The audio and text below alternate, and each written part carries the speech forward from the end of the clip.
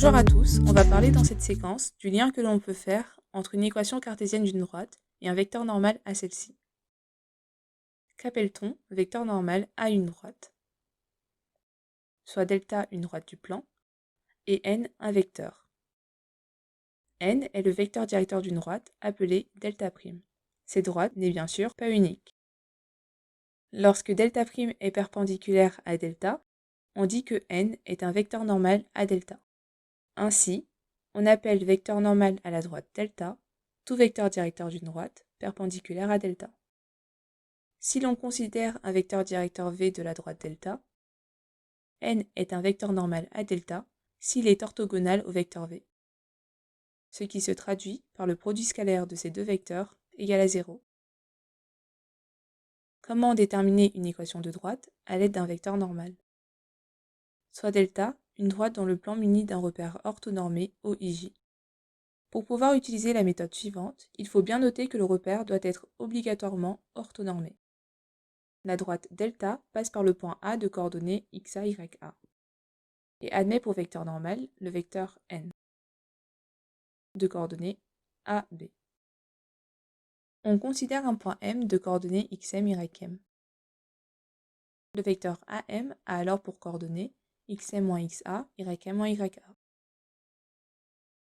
Pour que le point M appartienne à la droite delta, il suffit que les vecteurs n et am soient orthogonaux, car am est alors un vecteur directeur de la droite delta. Ce qui veut dire que le produit scalaire de ces deux vecteurs est égal à 0. Calculons le produit scalaire de n et am.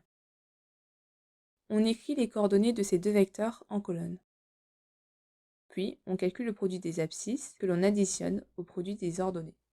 On obtient a facteur de xm moins xa plus b facteur de ym moins ya. On développe cette expression et on note c, le nombre moins axa moins bya. On aboutit à axm plus bym plus c. Le point M de coordonnées xm-ym appartient à la droite delta si et seulement si axm plus bym plus c égale à 0. Ainsi, la droite delta admet pour équation cartésienne ax plus by plus c égale à 0, où a et b sont les coordonnées d'un vecteur normal. Reprenons cette méthode sur un exemple. On considère la droite delta qui passe par le point A de coordonnées 5, 4. Et qui admet le vecteur n comme vecteur normal, où n a pour coordonnées moins 4, 2. Pour tout point M de coordonnées xm, ym, le vecteur am a pour coordonnées xm moins 5, ym moins 4. On calcule le produit scalaire des vecteurs n et am. On écrit leurs coordonnées en colonne.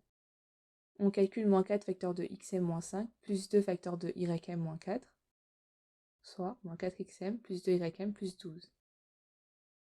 Le point M appartient à la droite delta si et seulement si le vecteur am est orthogonal au vecteur m, ce qui équivaut au produit scalaire de am et n égal à 0.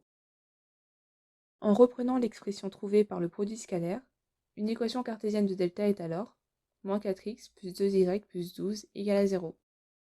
On peut bien sûr diviser par 2 cette équation cartésienne pour donner moins 2x plus y plus 6 égale à 0. Reprenons cet exemple en appliquant directement le résultat. Ax plus by plus c égale à 0 est une équation de la droite dont un vecteur normal a pour coordonnées a, b. Ici n est un vecteur normal à la droite delta et a pour coordonnées moins 4, 2. Une équation de delta est donc ax plus by plus c égale à 0, où ab sont les coordonnées de n et c un réel à déterminer. On remplace a par moins 4 et b par 2. Une équation de delta est donc moins 4x plus 2y plus c égale à 0. Déterminons le réel c. Pour cela, on utilise le point A qui appartient à delta. Ces coordonnées vérifient donc l'équation de delta.